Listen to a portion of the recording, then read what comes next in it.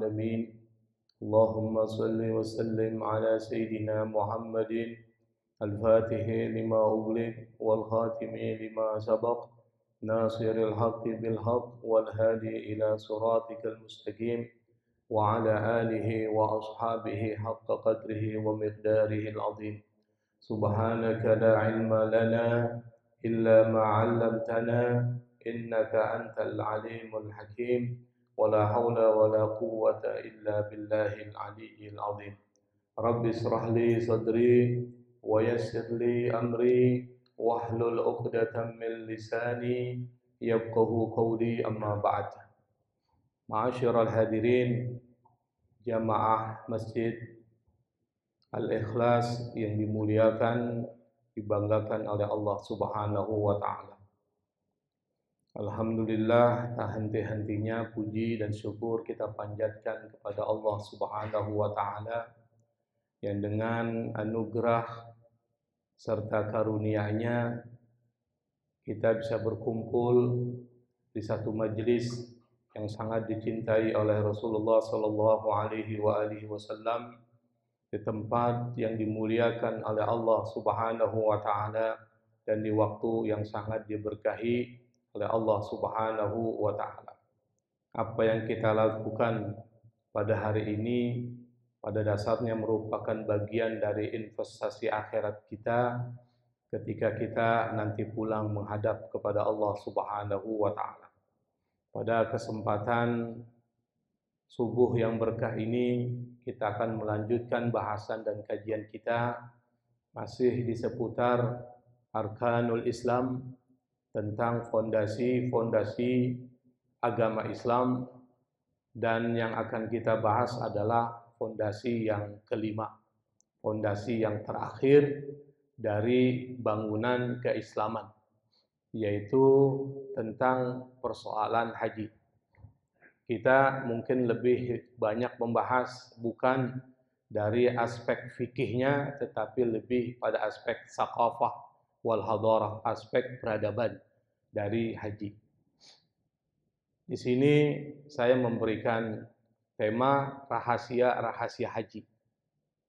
Istilah ini diambil dari kitab yang ditulis oleh Imam Al-Ghazali, kitab Ihya Ulumuddin.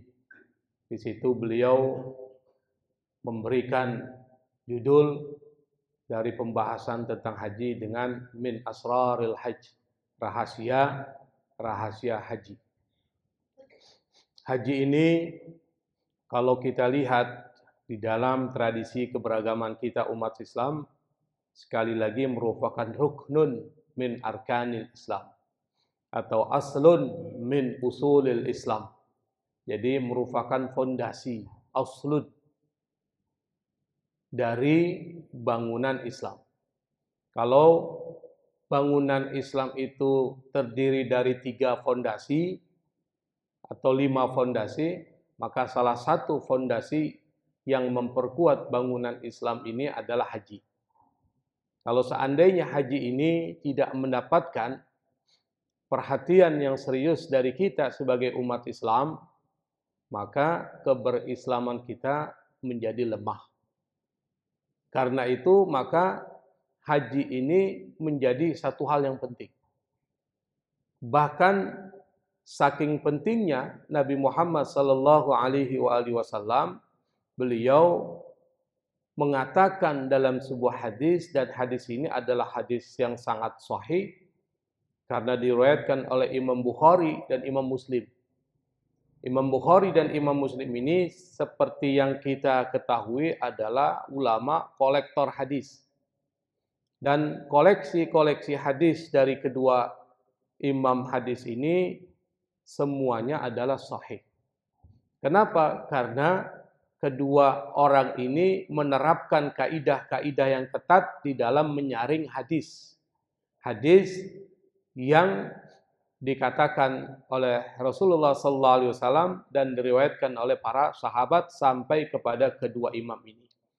Cuma kalau dilihat dari tingkat kekuatan dari kedua imam ini, yang lebih tinggi adalah Imam Bukhari daripada Imam Muslim. Kenapa? Karena Imam Bukhari itu dan Imam Muslim ketika menerapkan kaidah-kaidah di dalam kaitan dengan penyaringan hadis, Imam Bukhari mensyaratkan antara ulama yang satu dengan ulama yang lain dalam rantai penerimaan hadis itu harus bertemu satu masa dan bertemu. Tapi kalau Imam Muslim tidak perlu bertemu, yang penting satu masa hadis itu diriwayatkan oleh si fulan ke fulan itu dianggap sahih. Itu perbedaannya. Maka kalau dilihat dari metodologi Imam Bukhari dan Muslim, Imam Bukhari lebih ketat daripada Imam Muslim. Nah, hadis-hadis yang diriwayatkan oleh kedua ulama ini kita yakini hadis sahih. Nah, salah satu hadisnya adalah Nabi mengatakan Buniyal Islamu ala khamsin. Islam itu dibangun, bunia dibangun. Dibangun pada 5 hal.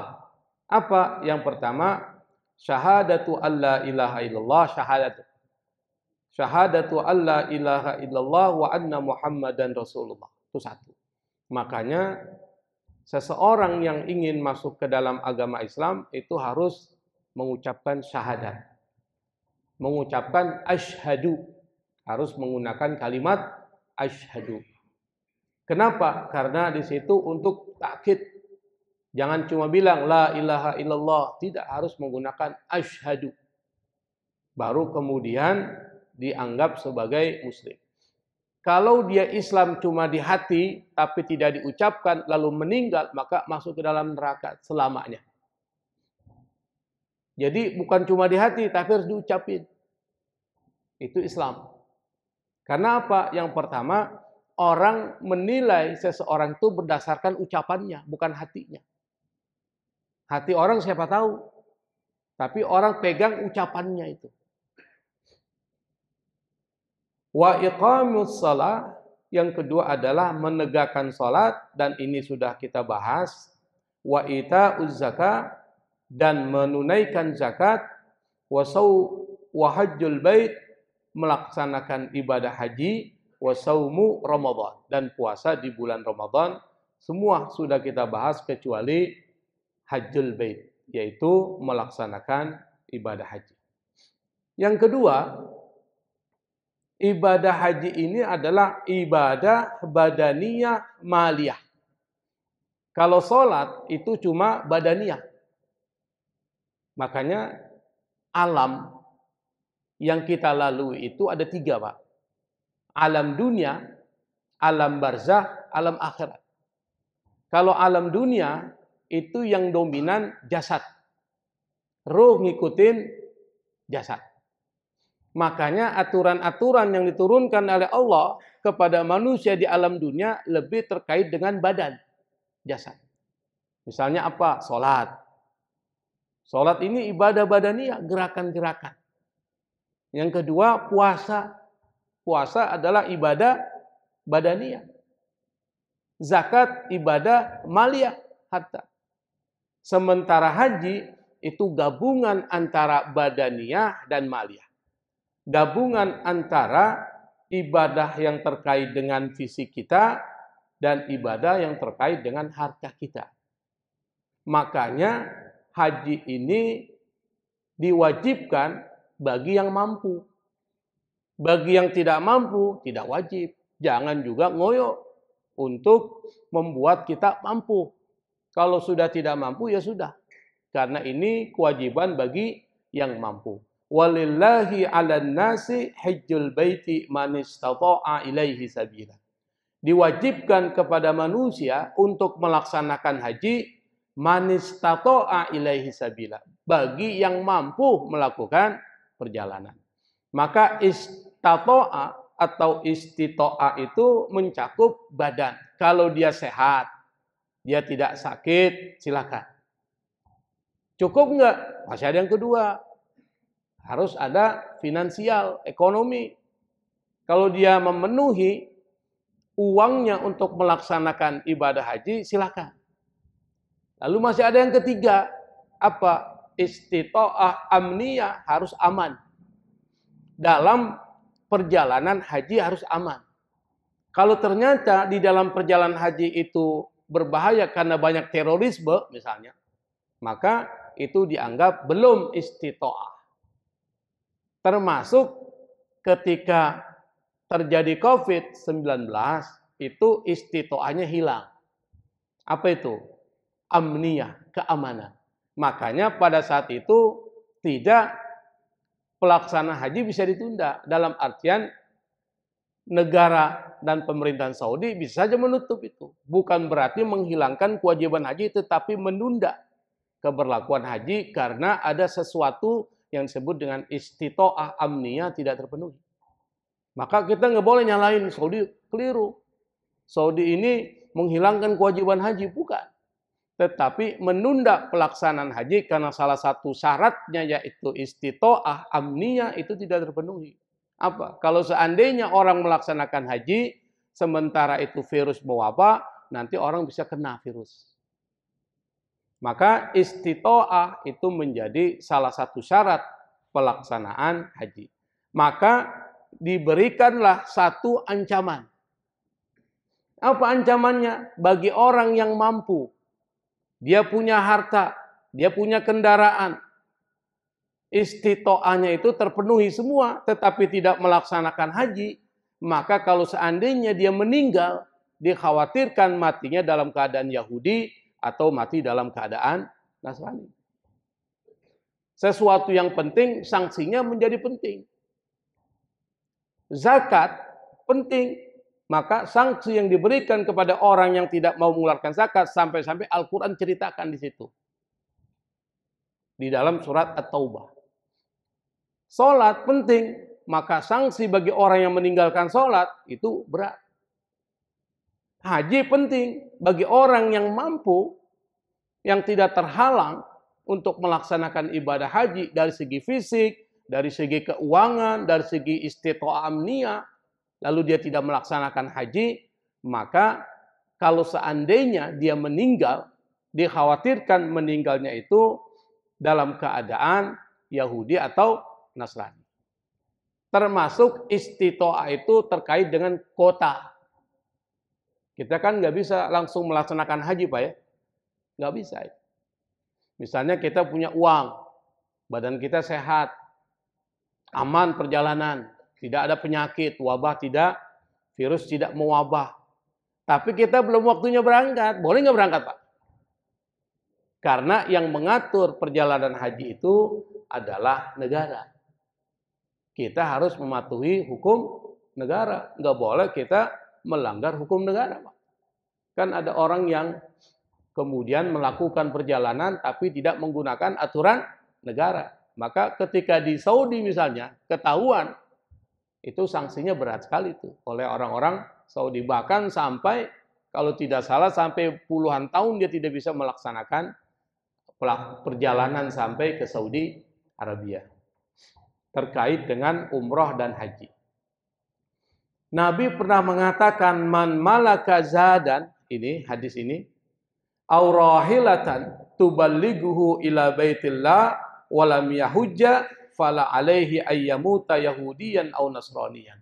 Kata Nabi, barang siapa yang memiliki zat bekal, aw rahilatan atau kendaraan, tuballighuhu ila baitillah yang mengantarkan dia menuju Baitullah, Ka'bah, walam yahujja, dan dia tidak melaksanakan ibadah haji, kata Nabi, fala alaihi ayyamuta yahudiyan au nasraniyan.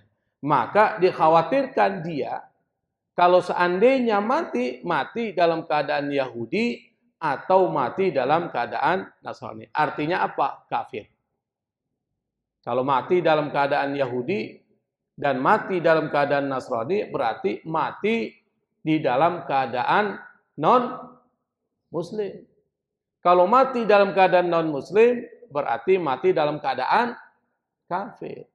Kalau mati dalam keadaan kafir, maka siap-siap aja nanti dikuburnya, lalu kemudian di alam akhiratnya, seperti itu. Yang berikutnya adalah pertanyaan kapan? Haji itu diturunkan syariatnya oleh Allah Subhanahu wa ta'ala. Kalau bicara ibadah haji, itu ibadah qadimah. Ibadah qadimah, ibadah yang dari dulu itu sudah disyariatkan. Itu haji. Maka pada zaman Nabi Adam, pelaksanaan haji sudah ada. Bahkan sebelum Adam, haji sudah dilaksanakan para malaikat. Malaikat itu tawaf. Malaikat bumi, malaikat ini kan ada dua. Ada malaikat langit, ada malaikat bumi. Malaikat bumi itu tawaf. Mengitari Baitullah. Setelah Nabi Adam diturunkan oleh Allah, Nabi Adam melaksanakan tawaf. Yang tawaf itu adalah simbol dari pelaksanaan haji. Tetapi haji sebagai sebuah syariat pada zaman Nabi Muhammad sallallahu alaihi wasallam itu disyariatkan, ada berbagai perbedaan pendapat di kalangan para ulama. Ada yang mengatakan haji itu disyariatkan pada tahun ke-6 Hijrah. Jadi 6 tahun Nabi di Madinah, kemudian syariat haji diturunkan. Jadi hampir sebagian hukum-hukum dan syariat itu diturunkan di Madinah, Pak, bukan di Mekah. Kalau di Mekah, itu periode penguatan iman. Ini strategi Islam. Di dalam dakwanya yang pertama kali perlu diperkuat itu adalah iman.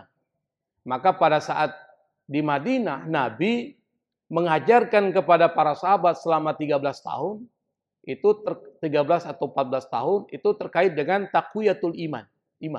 Kenapa? Kalau imannya kuat, maka banyak yang baik yang muncul. Misalnya karakter. Makanya para sahabat luar biasa tuh karakternya. Terkait dengan sedekahnya luar biasa, terkait dengan cinta kepada nabinya luar biasa, sampai mereka rela mati untuk membela Nabi Muhammad SAW. Kalau kita baca sejarahnya kan banyak tuh. Ali bin Abi Thalib sampai tidur di pembaringannya, pada saat itu Nabi sedang terancam nyawanya. Kau berani? Kalau orang tidak mempunyai iman, nggak mungkin berani, Pak. Terima kasih, Dek. Abu Bakar As-Siddiq menemani Nabi dalam perjalanan. Kemudian ada ular yang dikhawatirkan akan mematuk Nabi. Karena di situ ada lubang tuh. Abu Bakar masukkan tangannya menutupi lubang itu supaya ular tidak mematuk Nabi. Ada nggak orang-orang kayak kita seperti itu, Pak? Sulit ditemukan. Kenapa bisa mereka seperti itu? Karena imannya kuat.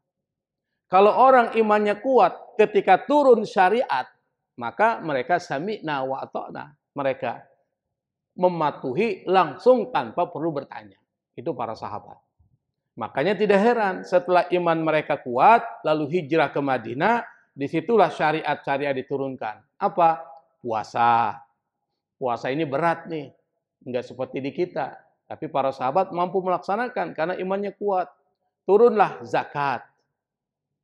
Zakat ini berat, Pak, karena terkait dengan persoalan kekikiran hati kita, kecintaan terhadap harta. Kira-kira Anda mau nggak mengeluarkan harta Anda? Bagi orang yang beriman, dia akan buktikan imannya dengan bersedekah.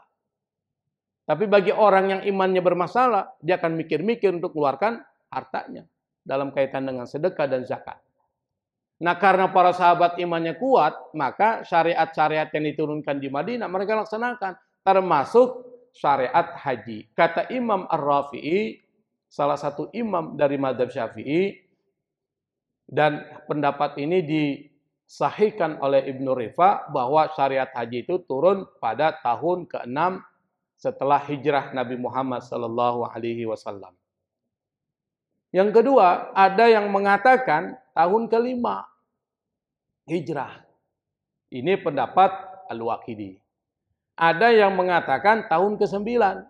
Ini pendapat Imam Nawawi. Dalam kitab fikihnya namanya Ar-Raudhah. Raudhatul Talibin. Dan termasuk pendapat Imam Mawardi di dalam kitab Al-Ahkam As-Sultaniyah. Imam Nawawi dan Imam Mawardi ini adalah ulama mazhab Syafi'i. Jadi ulama-ulama kita mazhab Syafi'i itu hebat-hebat, Pak. Imam Nawawi sendiri luar biasa itu. Orang pernah menghina Imam Nawawi. Imam Nawawi udah meninggal, dihina. Yang menghina juga ahli fikih karena sifat hasad terhadap Imam Nawawi.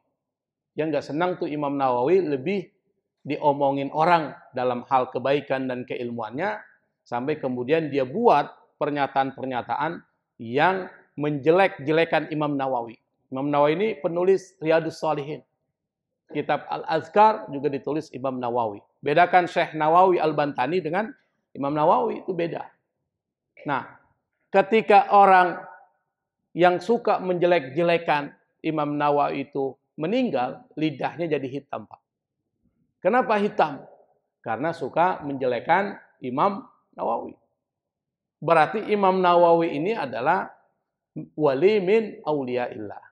Salah satu wali dari wali-wali Allah Subhanahu wa taala. Kalau orang mengganggu waliullah, hati-hati, Pak.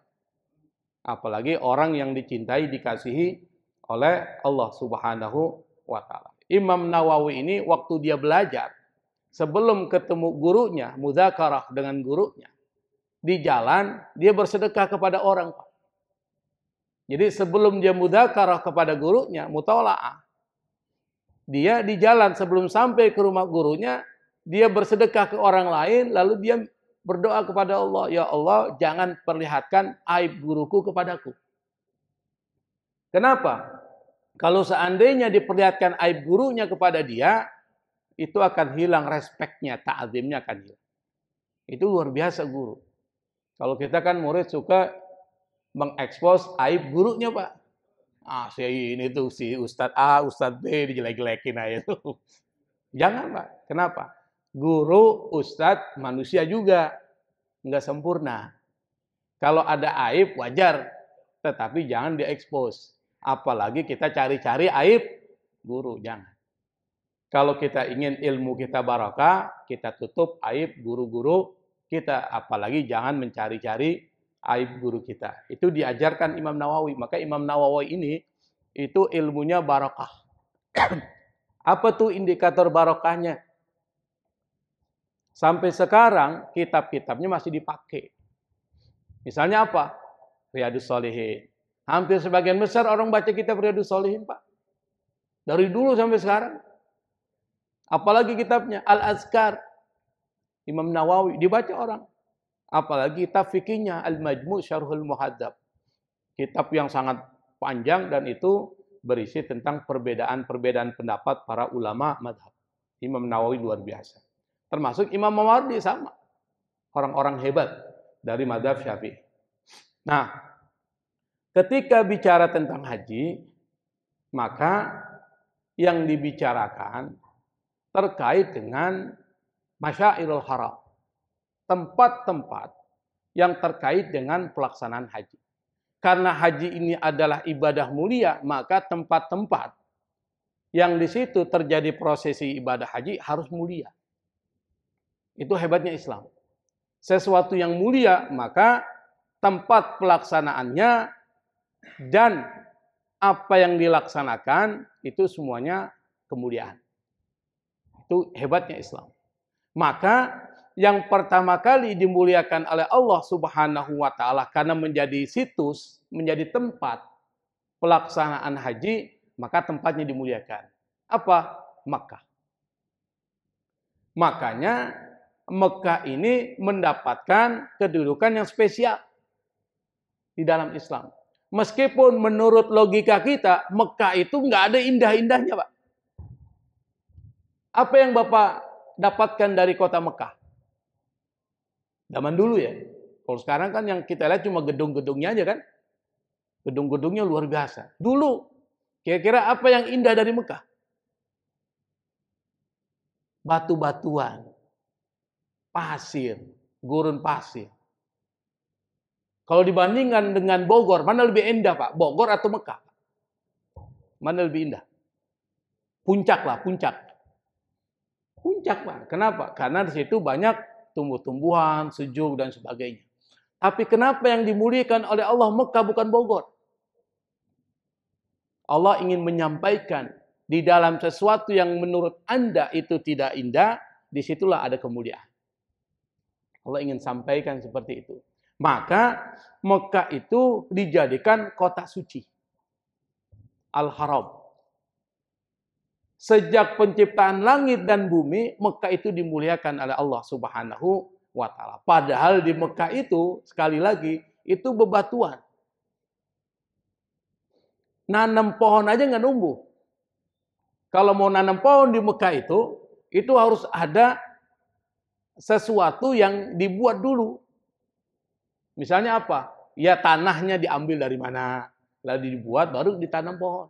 Kalaupun ada yang tumbuh, pohon-pohon yang tidak bermanfaat sama sekali. Maka Allah muliakan Mekah sebagai kota suci karena ini nanti menjadi tempat pelaksanaan ibadah haji yang merupakan rukun dari keberagaman umat Islam. Maka Nabi Muhammad sallallahu alaihi wasallam beliau mengatakan, inna hadzal balad harramahullahu yauma khalaqas samawati wal arda fa huwa haramun bi hurmatillahi ila yaumil qiyamah. Negeri ini, inna hadzal balad harramahullah, Allah jadikan mulia. Yauma khalaqas samawati wal arda, pada saat hari ketika Allah ciptakan langit dan bumi. Fahuwa haram, dan dia mulia. Kenapa? Bihurmatillah, karena Allah muliakan dia. Ila yaumil qiyamah. Sampai hari kiamat, Mekah tetap mulia. Dalam surat An-Naml 91, nanti bisa dicek Pak, di dalam tafsir-tafsirnya. Innama umirtu an a'buda rabba hadhil baldatil ladzi harramaha wa lahu kullu syai' wa umirtu an akuna minal muslimin. Innama dalam bahasa Arab itu ada hasrin yang berarti menegasikan sesuatu kecuali itu. Kalau diartikan, aku hanya diperintahkan untuk menyembah Rabba, Tuhan, hadhil baldah, negeri ini, alladzi harramaha, yang Allah sudah muliakan dia. Walahu kullu syai', dan baginya segala sesuatu, wa umirtu an akuna minal muslimin, dan aku diperintahkan untuk menjadi orang-orang yang menyerahkan diri kepada Allah Subhanahu wa ta'ala. Berarti kota Mekah itu menjadi kota mulia. Nanti ada konsekuensinya, Pak. Karena kota haram, kota mulia, nanti ada konsekuensinya. Apa konsekuensinya? Orang kafir haram masuk Mekah. Kenapa orang kafir haram? Karena najis. Najisnya najis apa? Najis ma'nawi. Najis ma'nawi itu maksudnya adalah meskipun dia bersih, tetapi persoalan dalam hatinya itu bermasalah terkait dengan keyakinan kepada yang menciptakan dia. Maka orang-orang kafir haram memasuki kota Mekah. Dan haram juga memasuki kota Madinah, Haramain, karena disebut haram, Haramain. Dan haram juga masuk ke Masjidil Haram. Haram juga masuk ke Masjid Madinah, dan haram masuk ke kedua tanah suci ini diharamkan. Kira-kira boleh nggak orang kafir masuk masjid? Paus masuk Istiqlal, boleh nggak? Saya tanya nih Bapak ini. Boleh nggak Pak? Hah? Boleh Pak, orang kafir masuk masjid boleh. Yang tidak boleh cuma dua. Apa yang tidak boleh? Masjidil Haram dan Masjid Madinah. Kita kan bilang kalau orang kafir nggak boleh masuk, boleh nggak ada masalah. Tetapi mengikuti pakaiannya harus berpakaian sesuai dengan adabnya. Boleh, nggak ada masalah. Bahkan ada orang Yahudi masuk masjid, dia sholat menurut mereka ya, masuk ke masjid, nggak dimasalahkan. Yang tidak boleh masuk kedua masjid ini, Masjidil Haram dan Masjid Madinah, karena Allah muliakan Haramain. Itu nggak boleh. Makanya kalau ada paus masuk Istiqlal, Bapak nggak usah heboh, biasa aja. Yang heboh itu harusnya nyanyi-nyanyi, nggak boleh di masjid. Nyanyi-nyanyi itu nggak boleh. Kenapa? Karena masjid bukan tempat nyanyi. Itu nggak boleh. Adabnya nggak bagus. Tapi kalau masuk nggak ada masalah. Karena saya mendengar tuh banyak heboh di media sosial terkait dengan tidak boleh itu orang kafir masuk ke masjid. Bapak cek kitab-kitab fikih, semuanya membolehkan. Kecuali yang tidak boleh adalah Haramain. Masjid Mekah, Masjidil Haram di Mekah, dan masjid di Madinah. Itu namanya Haramain. Itu yang pertama, orang kafir tidak boleh masuk. Makanya mereka, negara Saudi, buat aturan tuh. Kalau mau masuk, lihat KTP-nya. Kecuali yang memalsukan KTP, seperti Sunuk Horgroin. Pernah dengar Pak Sunuk Horgroin? Oh, ini nggak pernah belajar sejarah Indonesia ini. Itu ada dalam sejarah Indonesia. Yang menghancurkan Aceh, itu Sunuk Horgroin, Pak, kerajaan Aceh. Dan dia untuk menghancurkan Aceh, karena Aceh ini terkait dengan Islam, dianggap serambi Mekah, dia pelajari Islam itu apa. Belajarnya sampai ke Mekah. Karena orang kafir tidak boleh masuk ke Mekah, dia palsukan identitasnya untuk masuk ke Mekah. Maka Indonesia ini salah satu yang membuat hancur antara Islam dengan Islam yang lain itu Sunuk Horgroin, memecah belah umat Islam. Yang kedua, karena dia tanah haram, maka perbuatan maksiat kalau dilaksanakan di kota Mekah, itu dosanya apa? Lebih besar dari tempat yang lain. Kenapa? Karena ini tempat mulia. Tempat mulia tidak sepantasnya dan tidak sepatutnya perbuatan maksiat dilaksanakan di situ. Supaya apa? Supaya orang nggak berani melaksanakan maksiat di kota suci Mekah. Makanya sanksi bagi orang yang melaksanakan maksiat di Mekah itu dosanya lebih besar daripada tempat lainnya. Itu konsekuensinya. Tetapi konsekuensi berikutnya, kalau dia melaksanakan perbuatan baik, maka pahalanya lebih besar dari perbuatan-perbuatan baik yang kita laksanakan di tempat lain. Makanya sholat di Masjidil Haram itu pahalanya lebih besar enggak daripada sholat di Masjid Al-Ikhlas? Kira-kira lebih besar enggak, Pak? Lebih besar. Karena kota suci. Nah, ini hebatnya ini. Karena lebih besar, ini motivasi. Banyaklah orang berdatangan. Maka dikeluarkanlah hadis Nabi, tidak dibenarkan melakukan ziarah kecuali ke 3 tempat. Masjid Haram di Mekah, Masjid Nabawi, dan Masjid Aqsa di Palestina.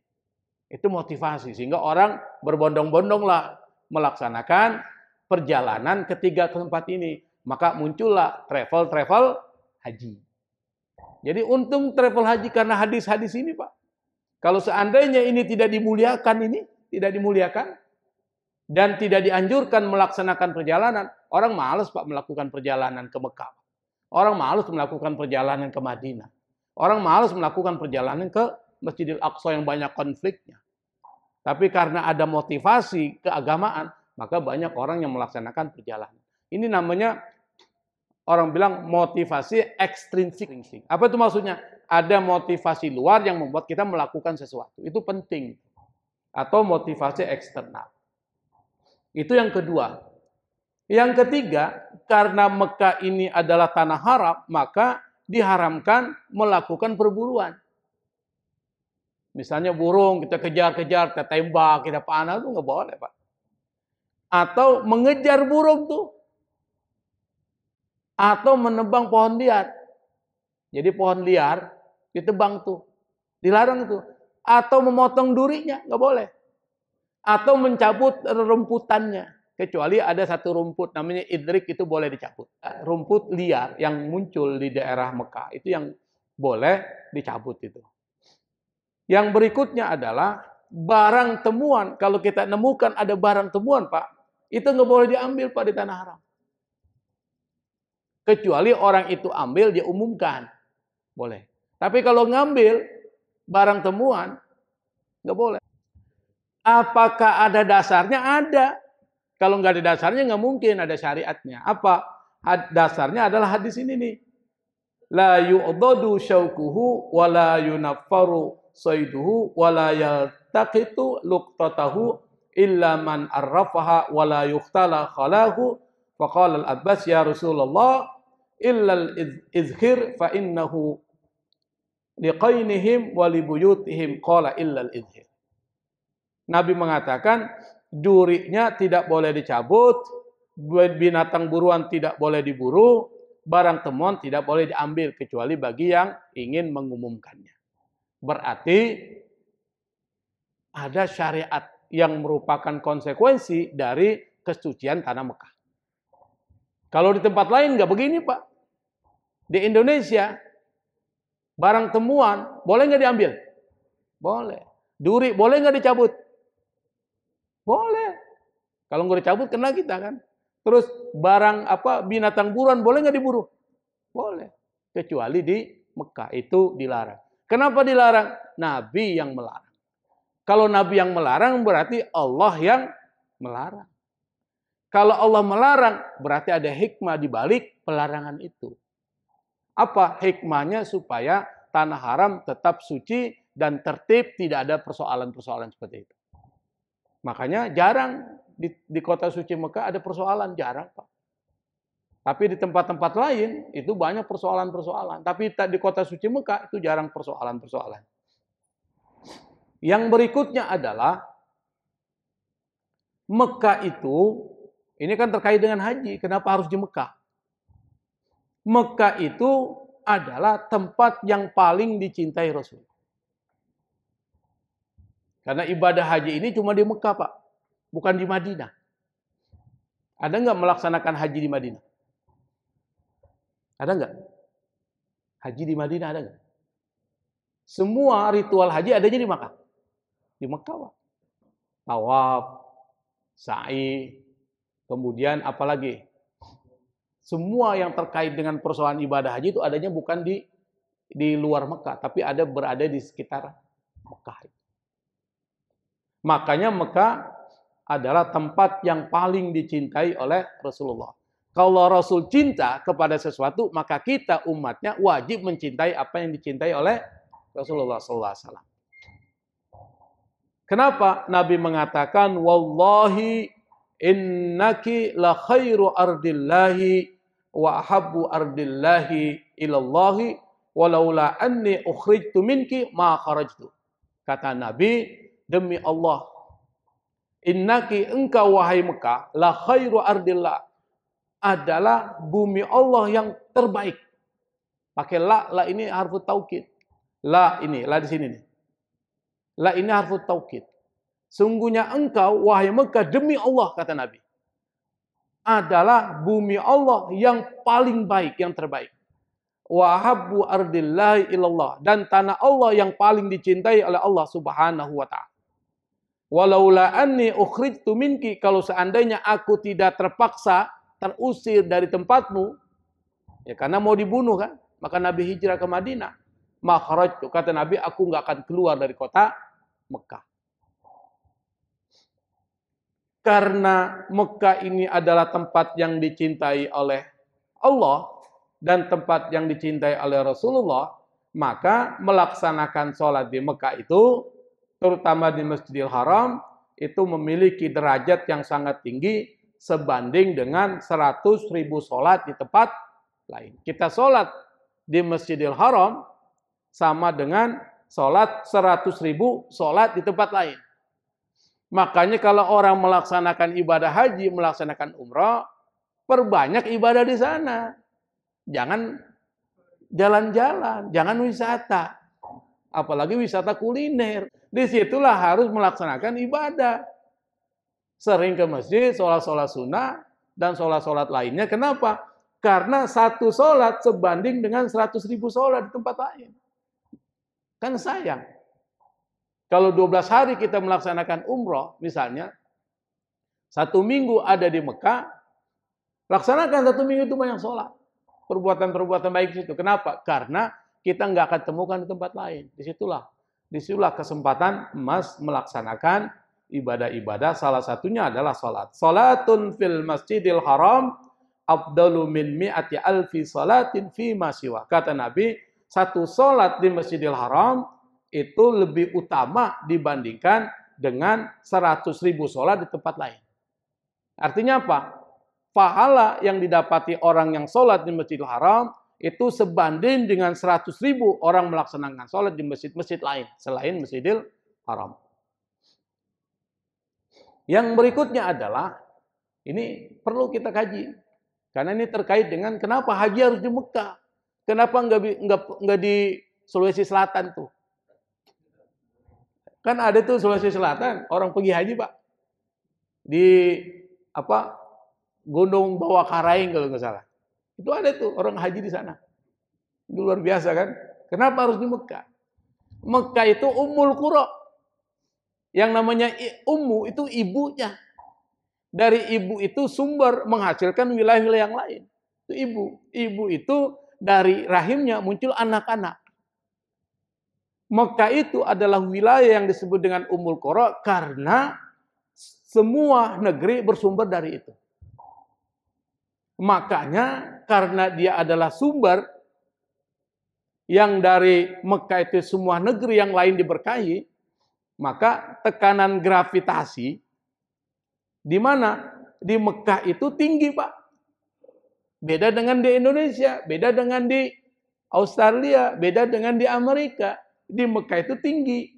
Dan karena dia tingkatan gravitasi daya tarik buminya itu tinggi, maka berdampak langsung pada sistem imunitas kita. Kekebalan tubuh kita dari serangan penyakit. Maka di Mekah, kenapa orang kok jadi sehat? Bapak-bapak yang di sini bungkuk-bungkuk Pak, laksanakan ibadah haji, sehat nih Pak. Kok bisa? Itu ada pengaruh dengan gravitasi. Dan berdampak langsung pada sistem imun. Kalau di Mekah, Bapak tuh sehat. Paling kalau sakitnya ya sakit pilek aja Pak. Batuk, kenapa? Ya karena kita dari panas masuk ke masjid, ada air zam-zam yang dingin. Kita minum. Pengaruh nggak Pak? Dari panas, di luar, masuk ke masjid. Enak bener nih kalau minum air dingin. Di situ disiapin tuh. Air zam-zam yang dingin dan yang tidak dingin. Bapak pilih yang mana? Yang dingin. Ya kena lah. Secara medis nggak bagus. Tetapi itu pengaruhnya cuma ke batuk, tapi badan ini sehat. Alhamdulillah saya melaksanakan haji dulu, itu nggak ada rasa sakit tuh. Padahal saya kalau di Jakarta, di Indonesia, sering sakit Pak. Sekarang aja flu nih. Gampang terkena penyakit. Nah di sana tuh sehat Pak. Kenapa? Itu tadi, karena dia Ummul Qura. Dan di dalam Al-Quran disebutkan itu. Maka tekanan gravitasi di kota suci Mekah itu tinggi sehingga berdampak langsung pada sistem imun tubuh sehingga tubuh menjadi kebal dari segala serangan penyakit. Bahkan ada satu penelitian yang mengatakan dan penelitian oleh Dr. Hussein. Dia adalah kepala bagian ilmu ukur bumi Universitas Riyadh, Saudi Arabia, yang penelitian itu dipublikasikan tahun 78. Dia mengatakan Mekah ini adalah pusat bumi. Pusatnya dia. Jadi kalau diukur dari seluruh negeri, maka pusatnya itu ada di Mekah. Dan lebih spesifik lagi di Ka'bah. Makanya pusat bumi itu ada di Ka'bah. Karena Ka'bah kalau diukur sampai ke atas, itu sampai ke Baitul Ma'mur yang ada di mana tuh? Di langit ke-7. Tempat tawafnya para malaikat-malaikat langit. Jadi dia satu horizontal. Horizontal atau vertikal sih kalau ke atas? Hah? Vertikal ke atas tuh. Nah itu sampai itu. Nah sekarang kita lihat. Karena dia pusat bumi, maka peredaran darah, nih peredaran darah kita ini, atau apa saja yang ada di dalam tubuh manusia, itu sesuai dengan lawan jarum jam. Kalau kita lihat jarum jam kan jalannya gini Pak ya. Begini kan? Betul nggak Pak? Tetapi kalau orang tawaf itu berlawanan dengan arah jarum jam ke sini. Kalau Bapak tawaf, Ka'bah ada di mana? Sebelah kiri. Tapi kalau jarum jam, Ka'bah sebelah kanan. Kalau Anda tawaf, boleh nggak Ka'bah sebelah kanan? Nggak boleh, harus sebelah kiri. Nah, kenapa? Ini kan berlawanan dengan jarum jam. Justru dengan mengelilingi Ka'bah menurut lawan jam, berarti sirkulasi darah di dalam tubuh itu meningkat. Dan sudah tentu akan menambah Energi. Makanya orang tahu itu, Pak, yang dulu kita sakit-sakitan di Indonesia, itu kuat banget itu, Pak. Kenapa? Karena di situ energi bertambah. Sebab itulah maka orang-orang yang berada di Mekah itu selalu bertenaga, sehat, dan panjang umur. Dan yang berikutnya, ini riset ini. Elektron ion negatif itu yang terkumpul di Mekah itu tinggi. Sehingga doa akan lebih mudah terkabulkan oleh Allah karena di situ adalah tempat gema atau ruang dalam waktu bersamaan. Maka disitulah kemudian air Zam-Zam ada di situ. Sumur Zam-Zam. Sumur Zam-Zam karena setiap hari orang menyebutkan nama Allah. Setiap hari orang mengatakan perkataan-perkataan yang baik, dilarang mengatakan perkataan yang kotor di Mekah itu. Karena perbuatan maksiat sanksinya besar, maka perkataan-perkataan kotor dilarang. Kalau di tempat itu tidak ada perkataan kotor, yang ada perkataan zikir kepada Allah yang baik-baik dan doa, kira-kira direspon nggak oleh air yang ada di dalam Mekah itu? Direspon, Pak, secara positif. Maka air Zam-Zam itu mempunyai khasiat luar biasa. Kenapa? Karena setiap hari, setiap saat dia merespon ucapan-ucapan baik tuh. Makanya Nabi mengatakan, ma'u Zam-Zam lima syuriba minhu. Air Zam-Zam itu karena berkhasiat, tergantung niat orang yang meminumnya. Kalau niat kesehatan, insya Allah Allah akan berikan kesehatan. Karena di dalam air Zam-Zam itu terdapat unsur-unsur yang bisa memberikan terapi kesehatan. Dan itu sudah diriset, Pak. Mungkin pernah dengar nama Dr. Masaru Emoto. Itu pernah melakukan riset tentang apakah air merespon ucapan. Maka dibuatlah eksperimen, 2 gelas diisi air, 1 dikata-katai kotor, yang 1 dipuji-puji. Ternyata setelah air itu dipoto, dibekukan dan dipoto, air yang diucapin kata-kata yang kotor itu memperlihatkan gambarnya berantakan. Sementara air yang diucapkan kalimat-kalimat yang bagus itu memperlihatkan gambar yang luar biasa indah. Itu baru ucapan, Pak. Bagaimana kalau ucapan itu adalah Quran? Bagaimana kalau ucapan itu adalah doa kepada Allah Subhanahu wa taala? Maka enggak heran kalau air Zam-Zam itu setelah diteliti ternyata khasiatnya luar biasa. Dari zaman Nabi Ibrahim sampai zaman Nabi Muhammad SAW, sampai saat ini yang direspon yang baik-baik tuh. Ini kan luar biasa. Makanya nggak heran kalau air Zam-Zam mempunyai pengaruh kesehatan yang luar biasa, dan berdoa di Masjidil Haram di dekat Ka'bah itu lebih diijabah oleh Allah Subhanahu wa taala. Ada yang bilang doa di mana aja kan sama. Ya kan? Beda, Pak, tergantung tempatnya. Kalau Anda berdoa di tempat yang memang di situ udah spesial, dikabulkan oleh Allah, itu lebih cepat dibandingkan doa di tempat-tempat biasa. Allah kan Maha tahu, memang Allah Maha tahu, tapi Allah memuliakan tempat-tempat tertentu. Bapak mau minta ke saya, Pak, melalui WA dan datang ke rumah, mana yang lebih cepat? Bapak datang ke rumah minta sesuatu atau melalui WA, mana lebih cepat? Datang ke rumah, kasih langsung. Tapi WA, belum tentu saya baca. Doa kan belum tentu saya baca kan. Permohonan melalui WA, belum tentu saya buka, belum tentu saya baca. Apalagi kalau saya lihat ini namanya nggak jelas, cuma nomor dong, saya delete aja, nggak usah saya baca. Akhirnya nggak dapat permintaan itu, kan seperti itu. Nah, berikutnya adalah Mekah itu tempat mulia, di situ ada bangunan yang mulia lagi. Sengaja Allah bangun di tempat yang mulia, bangunan yang mulia. Maka Ka'bah itu sudah ada di zaman sebelum Adam diturunkan ke bumi. Fondasinya, bukan Ka'bahnya tapi fondasinya.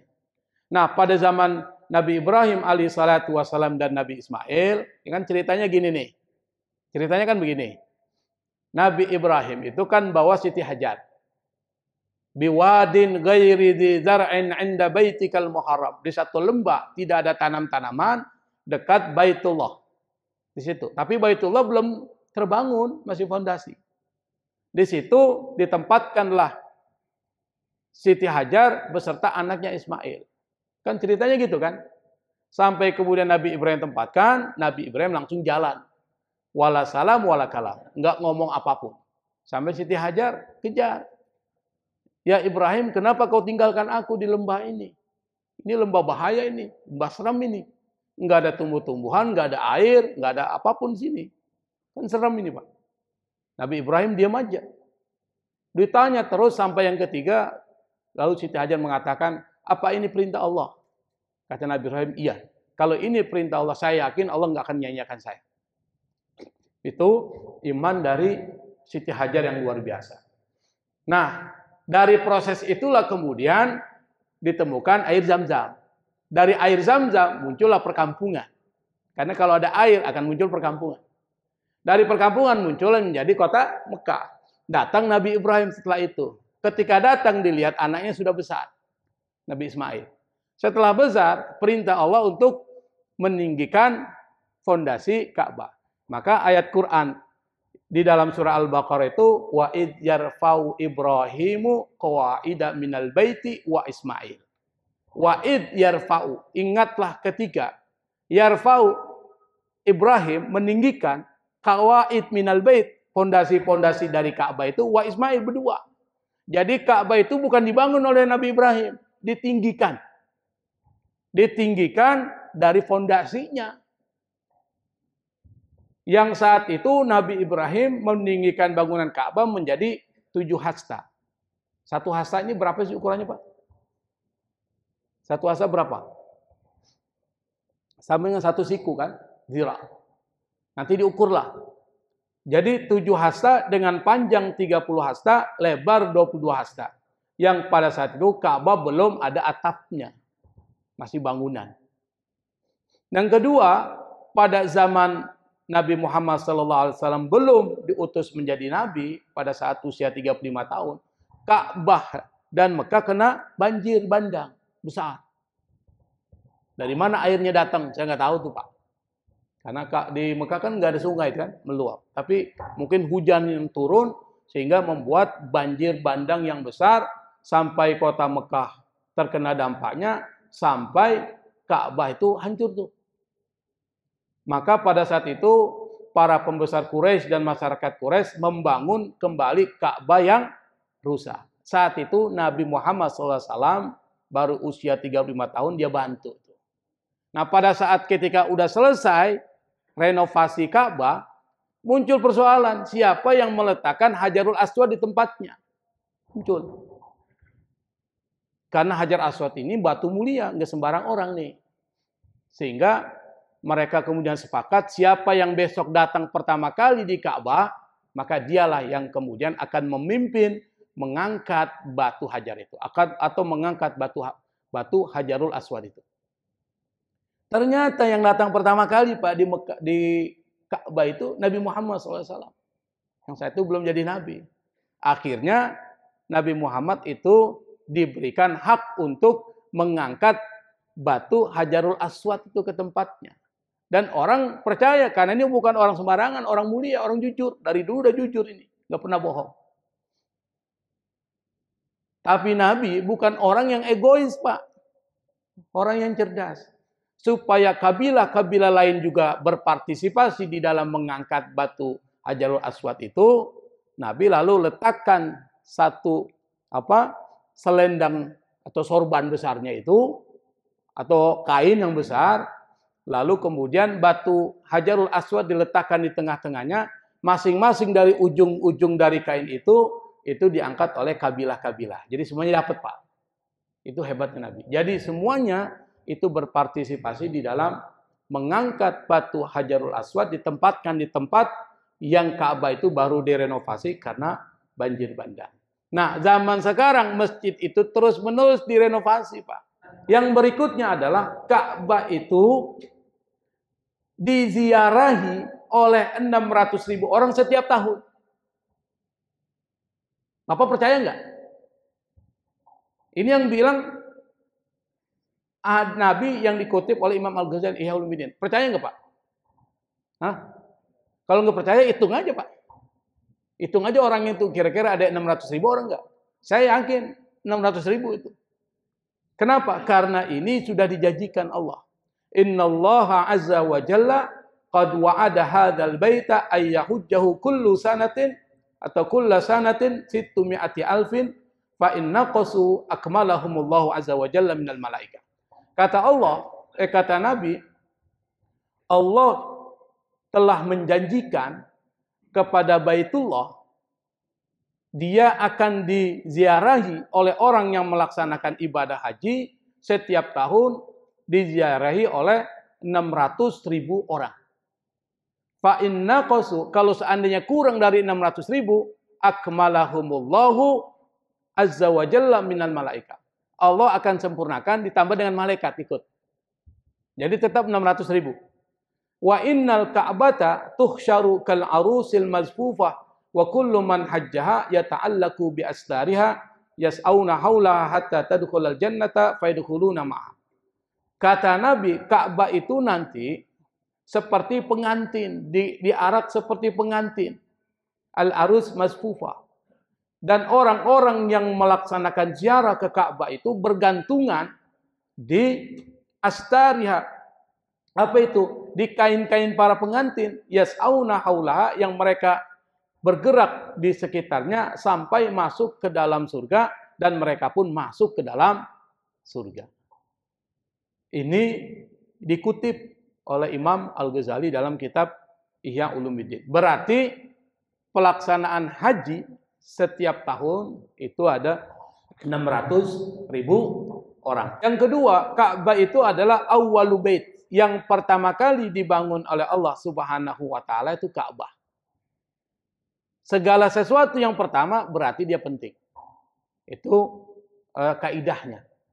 Inna awwala baitin wudi'a lin-nasi lalladzi bi Bakkata mubarakan wa hudan lil alamin. Kata Allah, sesungguhnya rumah pertama yang diciptakan dibangun buat manusia adalah yang berada di Bakkah. Bakkah itu Makkah. Dan di situ mubarakan, diberkahi oleh Allah, wa hudan, dan petunjuk lil alamin, bagi semua makhluk semesta alam. Yang berikutnya adalah Ka'bah itu pusat bumi, sudah saya jelaskan. Pusat 0 derajat, bukan di kota Greenwich di Inggris. Kan kita lihat itu ada jam besar di Greenwich, Inggris, itu dibilang inilah 0. Pusat 0 gravitasi. Padahal pusat gravitasi yang 0 dan sangat tinggi itu di daerah Ka'bah, di Mekah. Dan ini penelitian sudah dilaksanakan. Dan di dalam Al-Quran ada ayatnya, Pak. Apa ayatnya? Ja'alallahul ka'batal Baitul Haram qiyaman linnas wasyahral haram wal hajj, dan seterusnya. Allah jadikan Ka'bah al-Baitul Haram, rumah yang mulia, qiyaman linnas. Artinya apa? Pusat berkumpulnya manusia itu di sini nih. Kalau titik 0 berdasarkan informasi dari Al-Qur'an, ya Ka'bah itu titik 0. Makanya energinya kuat. Orang yang ada di situ jarang sakit. Nah, itu saya bilang di situ ada energi yang positif. Karena pusat, kedua kota suci. Makanya nggak heran Allah muliakan. Kalau Allah muliakan berarti Allah lipat gandakan perbuatan baik, dan Allah beri keberkahan. Salah satunya adalah kesehatan bagi orang yang tinggal di Mekah. Wallahul musta'an. Assalamualaikum warahmatullahi wabarakatuh.